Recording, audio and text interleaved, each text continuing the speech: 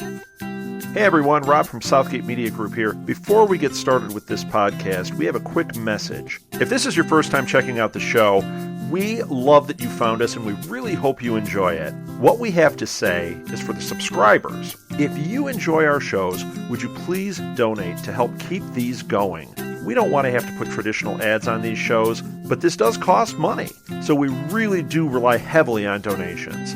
To make a donation to the show, please go to our website, www.southgatemediagroup.com. Go to the page for the show, and in the upper right-hand corner is a donate button. It takes you right to PayPal, and you can donate whatever amount you want. Thanks a lot for listening, everybody. And now, on with the show.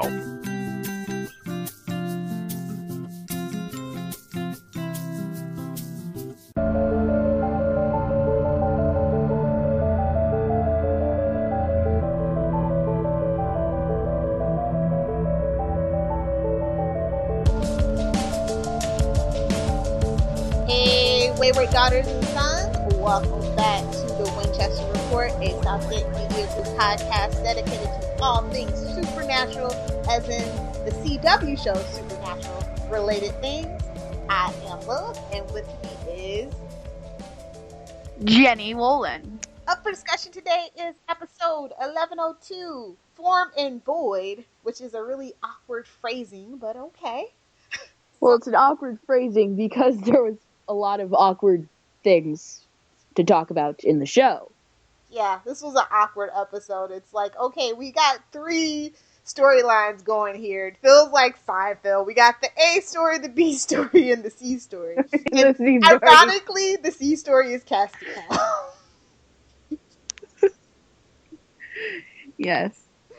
However, the 2 boys' names are Sam and Dean, not something that starts with A and something that starts with B, so we can't exactly do alphabetically. Do you mean Saul and Dane, or... Hashtag flashback reference. So yeah, what storyline do you want to start with? I'd like to start with Dean, because I have the most to talk about with Dean. First of all, Dean and Crowley team up? Say what? It's been a while. Yeah. So this episode, where we left off, he's dropping Jenna off.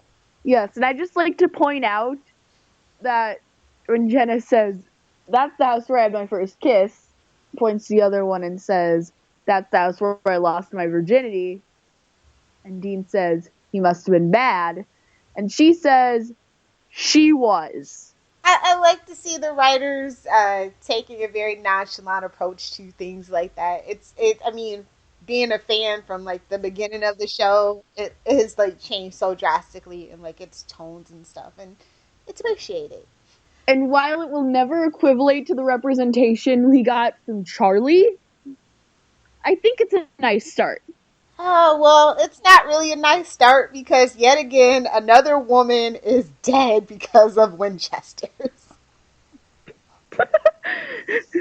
Well, Crowley specifically. They're working on it. Yeah, Crowley isn't a Winchester. Crowley is Crowley. I do not know how to describe that. Well, let's just be real. He still has a high affinity for Dean, and Dean was in danger from Jenna's soulless self. And I'm like, oh snaps, we're bringing back the soullessness.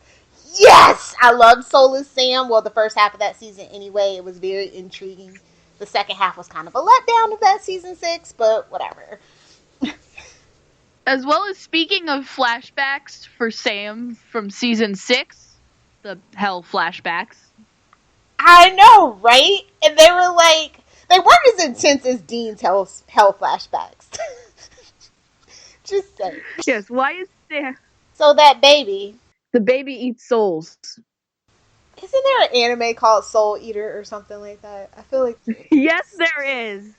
I mean, this is the baby is the darkness in like small form, and eventually she's gonna turn into the woman from Dean's vision. Is that what they're trying to tell me? Yes, they are. This is all kinds of weird. I feel like I'm playing a video game of some sort. I can't remember. It's a video game with this plot, and I can't remember which one it is. I don't know, man. The Adventures of Dean in this Adventures in Babysitting. Wait, we've already had that episode. So, this is basically what Yes, it was, part 2.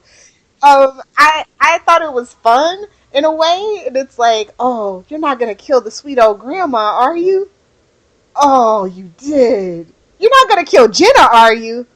Oh, you did. Oh, you did. Crowley, you're not gonna kill a baby, are you? Oh, you did. weren't gonna Okay, kill the phew. kid.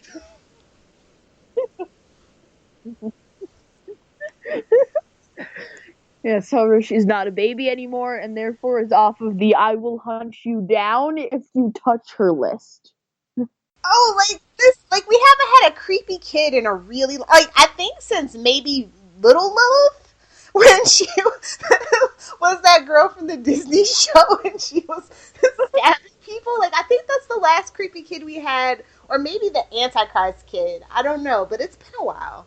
Well, if you count remakes, it's not really been that long, but if you don't, it has been a while. This was like crazy, but like Dean's like, you're not gonna hurt that baby. And I was just like, oh, you're so maternal. I agree with Crowley. Reminded me of the shapeshifter baby. So what did you think about like Crowley just randomly showing up and he's quote unquote Father Crowley? And this is the start of the pedophilia references. Yeah, Dean is a scrumptious altar boy. Sam maybe. Dean not so much. Like not believable. Believable whatsoever. I find it interesting that Crowley has like contacts within the Catholic Church. I'm not gonna touch that particular thing with a 10-foot pole, but he's like, no, if they're my demons, I tell them to leave them alone. If it's a rogue demon, they can go straight back to hell, basically.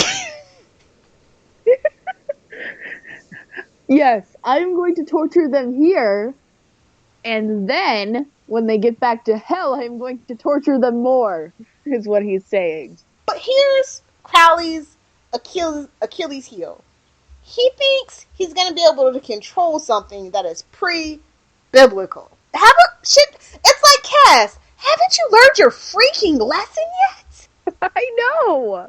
Well, then again, he hasn't encountered much pre-biblical. I mean, the Leviathan sending Dick a fruit basket, a muffin basket or whatever it was, and trying to like rally and hook up with Cass being the new king of hell and the new god, and it's just like, dude, these things never work out. And Crowley, baby, this might be the death of Crowley.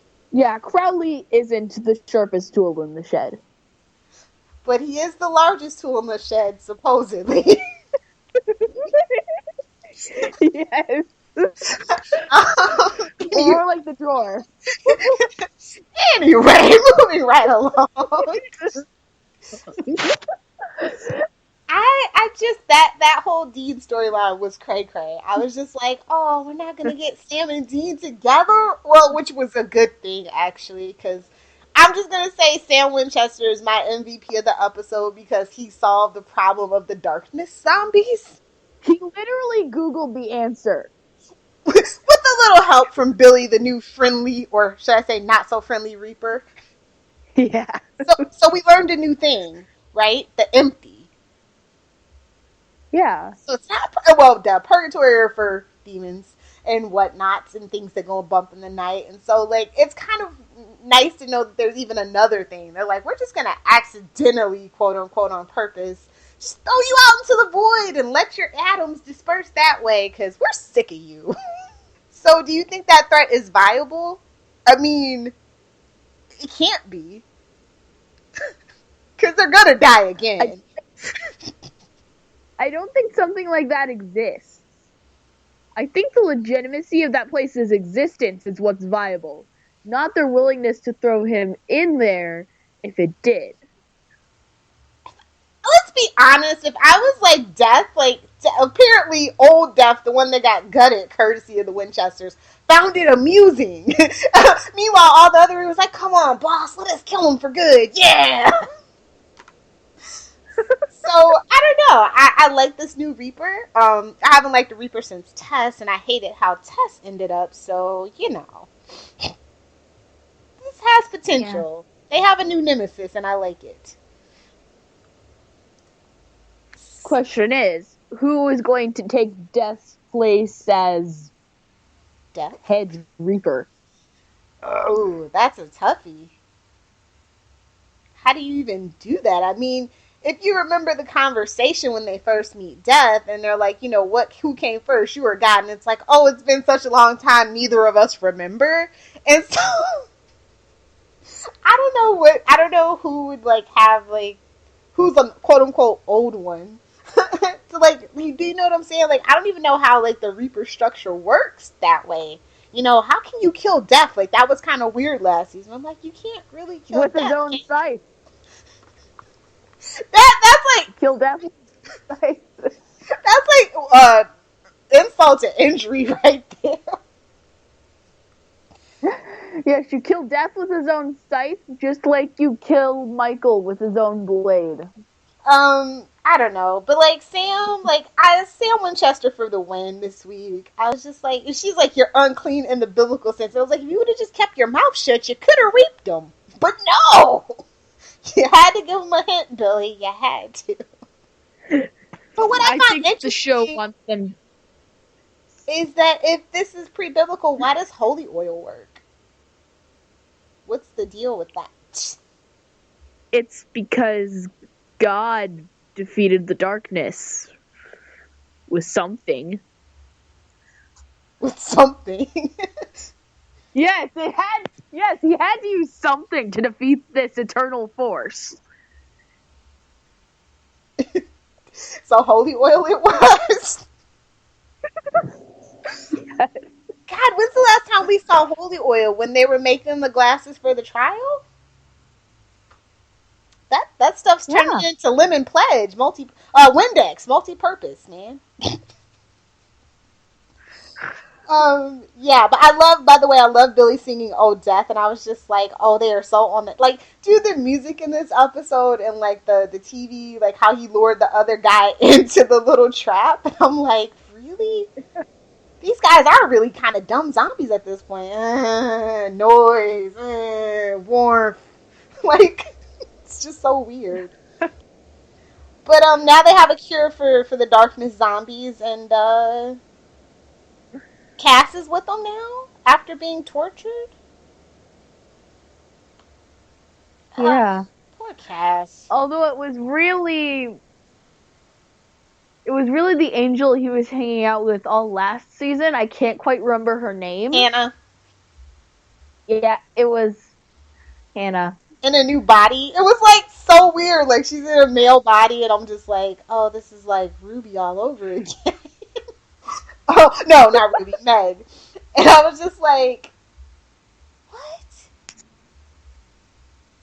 Oh, and they're being so intimate. And she's doing the Sam Winchester by soft talking him and holding his hand and do you know where Sam and Dean are? And instantly he's like, all right, jig's up.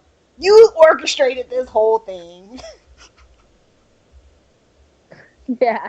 And they're all dead. I'm just saying, the angel should just leave Cass alone because it never ends well for anybody that's an angel that isn't Cass. Yeah.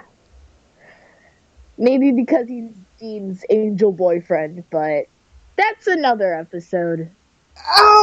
Yeah, and they literally kind of mention that. They say, you are no brother of mine because every time you have to choose between heaven and the Winchesters, you choose the Winchesters. And I'm like, oh, the angels know now. Cass is persona non grata, and I'm like, finally, after 5-6 seasons, they figured it out. I don't know, but he's back. Angels also. Oh, don't get me started.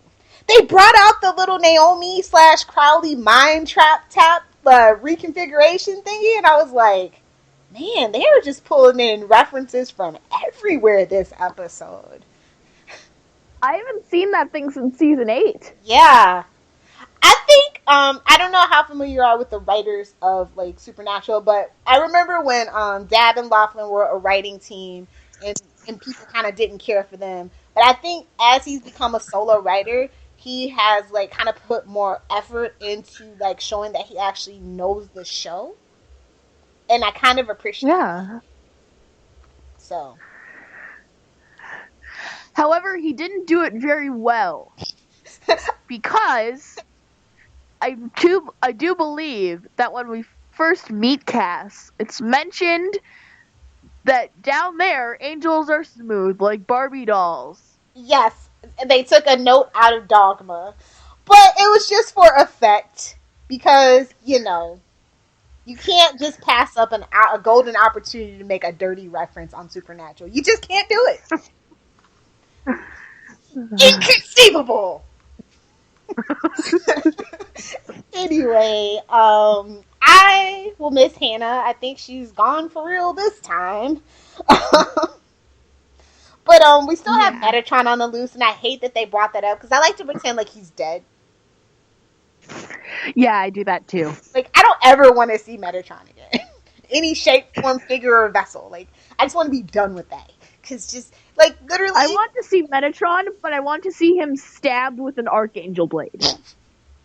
I want to see his atoms torn to pieces and dissolved into the ether. That's what I want. Just be done with it. Yes. So we know he's going to come back into play eventually, and I just don't like being reminded of that.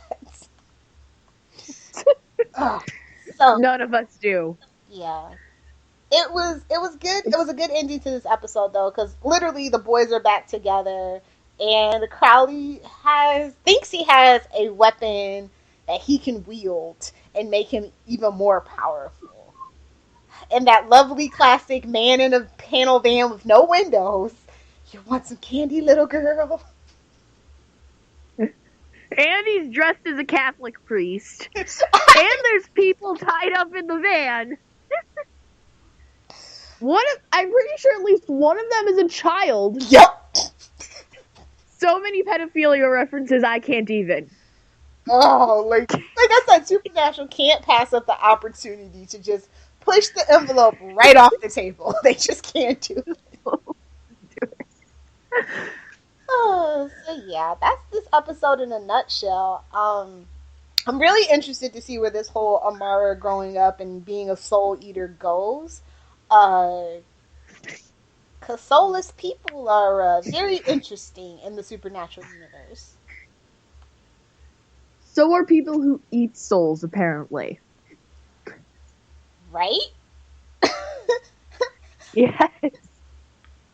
Man, it was just so many good things in this episode. Like, we saw Ruby's knife, and I was like, yes!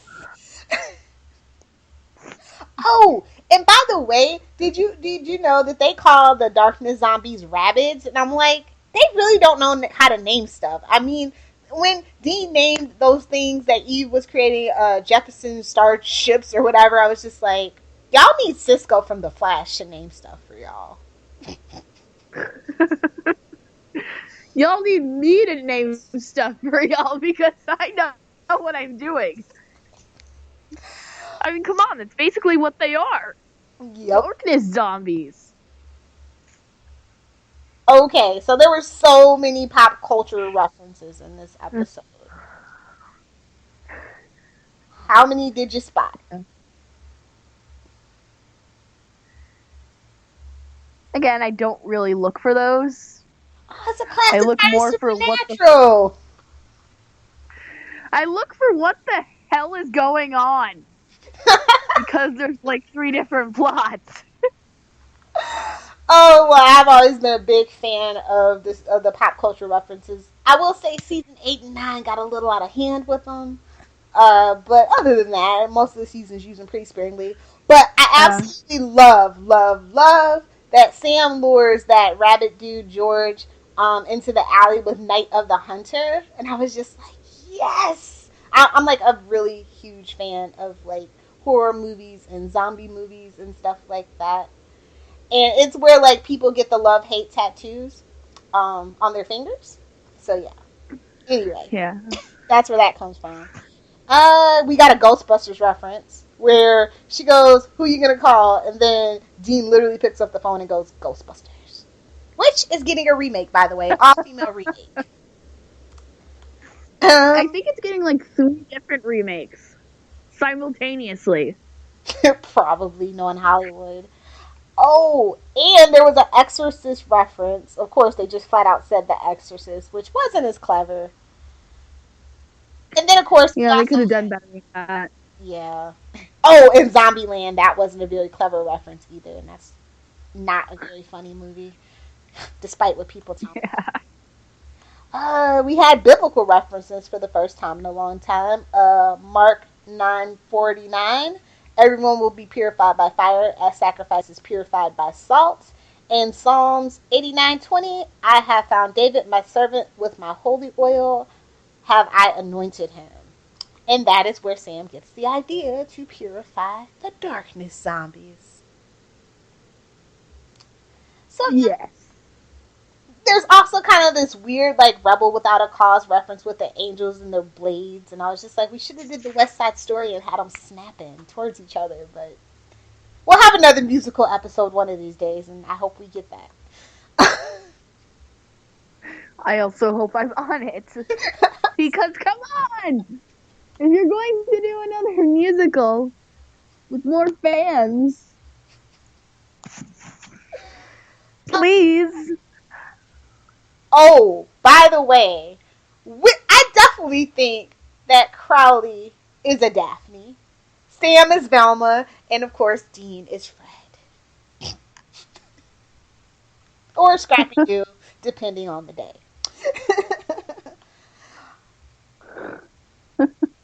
Yeah. So yeah, that's pretty much all that I have to talk about. We didn't have any like weird people from old episodes showing up that I noticed. But I did watch the preview for next week, and it was awesome because Rowena is back. Soul cupcakes. Soul cupcakes. And the That's name all of the I'm gonna episode is The Bad Seed, which is a movie reference, and I've seen that movie, and it's an awesome movie. And it's creepy and scary, and the ambiance, and I love it. You guys should definitely check it out one of these days. So yeah.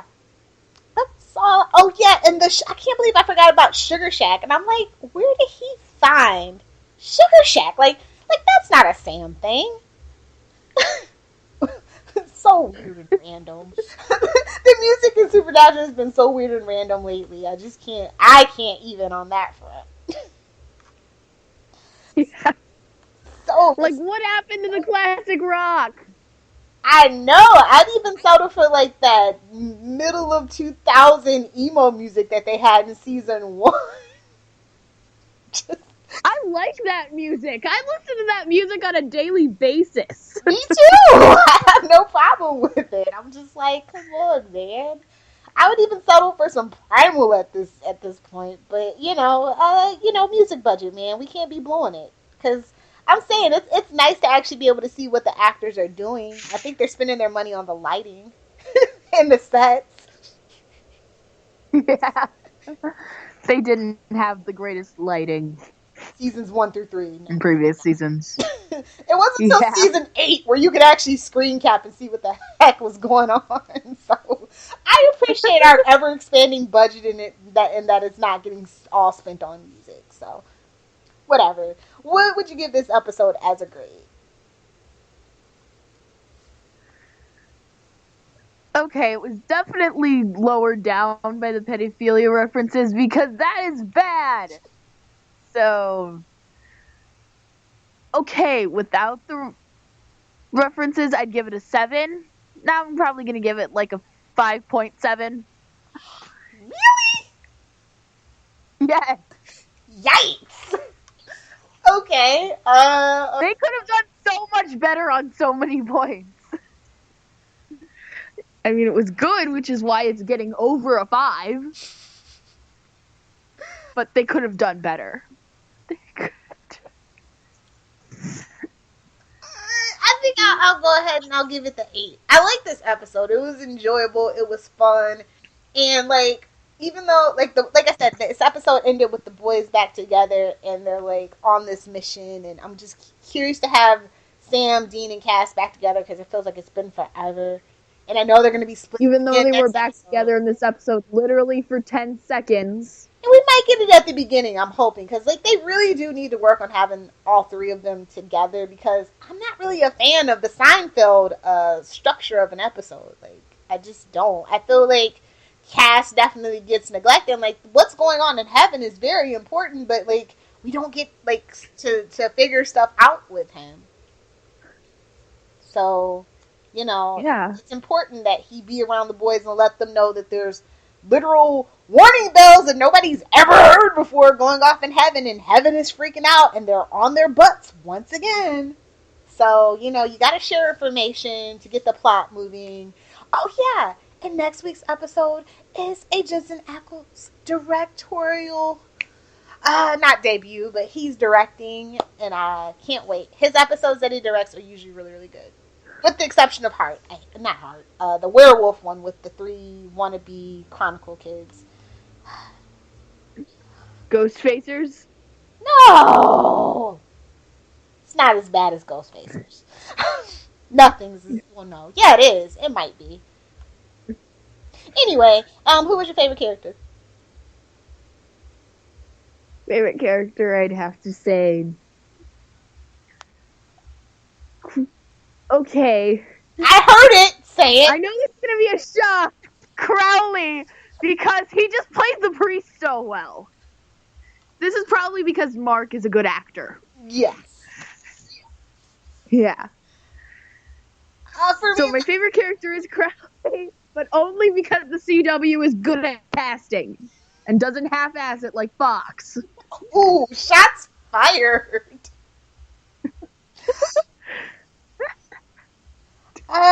For me, I'm gonna go with Sam. Like I said, Sam Winchester for the win. I like that he was smart again. He's not brain dead like he's been for like the last 2.5 seasons.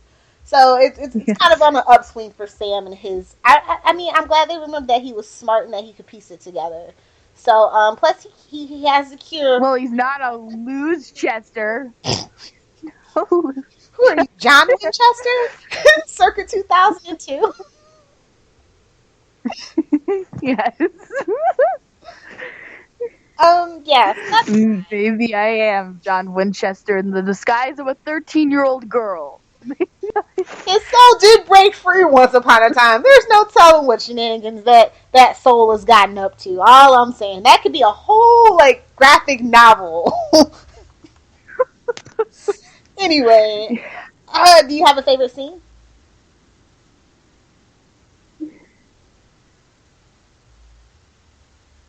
Probably when we see like the rapid aging, we're like, oh, she's not going to age normal.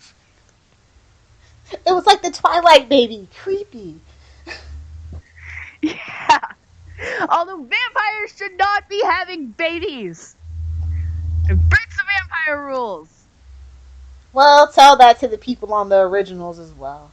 Anyway, also a CW show.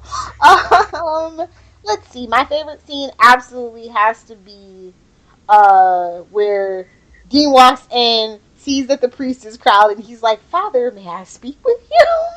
And he's like, "After I finish my tea." Well, wasn't he originally English before he was a demon? I think he was Scottish. Or was he Irish? One of those things. Ooh, not to say that they're all sound the same or anything, but I think it was Scottish or Irish. I forget. Because, like, I'm so... His mom is Scottish. Yeah, there you go. Who knows? Yeah, it is Scottish because somebody says something, and he says, "That's Irish, you moron." So, yeah, Scottish. Yeah. Oh, it's so hard to keep up with 10 seasons of stuff. Okay, so do you have favorite lines?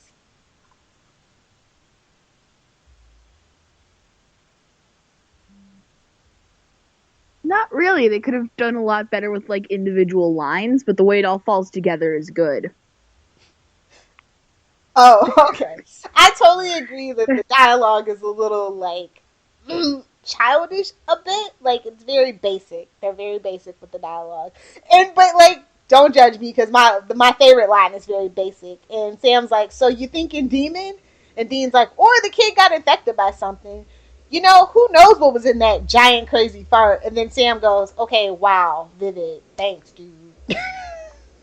Just Sam totally sold it like, Dean, you just have no couth whatsoever, bro. Yeah. And that pretty much does it for us. Do you have a fanfic rec for us this week, ma'am? No. Ah, well, the one you recommended last week was really good. So it's just gonna have to hold us over till next week. And I might look for one as well. I didn't really look for fan art this week. However, I do have fan art. Oh, okay. Cool. Yes, I actually met this person at Chicago Comic-Con. Her name is Kiki Jenkins. And she has this awesome gender-bent DCL painting, and it's just amazing. I would have bought it, but I wanted to enter the competition to win the Zelda sword, which I didn't win, just so you know. So it was a waste of $10 that I could have gotten an awesome painting with. Anyway, I think it's on her website now, mainly because it's my lock screen, even though it shouldn't be if you look at it. Is it PG-13, ma'am? Because I can't post it on the Facebook if it's not. It is PG-13. There is no nudity. Okay. So you send me the link, and I will post it on our Facebook, and I will post my Facebook fan art of the week on our Twitter and our Facebook. And yes, I figured out our old Twitter. It is at Winchester Report without the T because it was too many letters. And I'm following it already.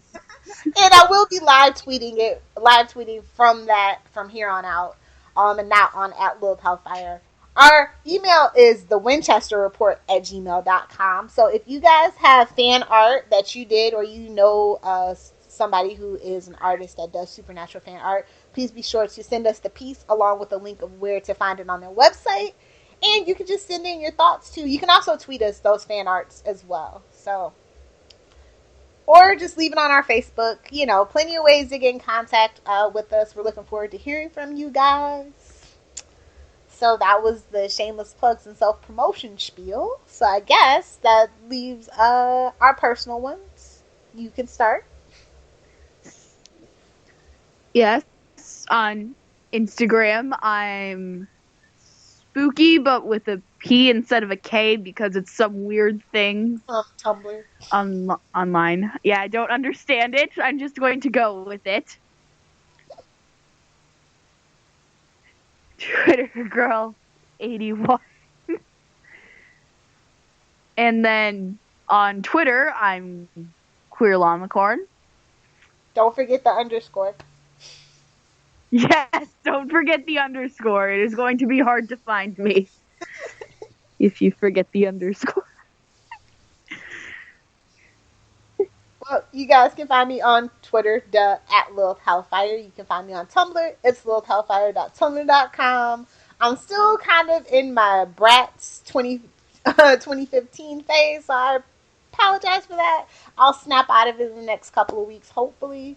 As for other podcasts, if you are into DC comic books, anything, whether it's the TV shows or the books themselves, please be sure to check out Channel 52 and World's Finest. Channel 52 is DC Comics news stuff, and World's Finest is the one that I do with Phil from Before the Bat and the Flash Arrow Power Hour, and it's just dedicated to weekly comic book reviews from DC Comics. So just gonna plug those. Thumbs up, and we are out of here. So we hope you enjoyed our discussion on episode 1102, Form and Void, and we hope to hear from you guys, some feedback, and we will see you back here next week.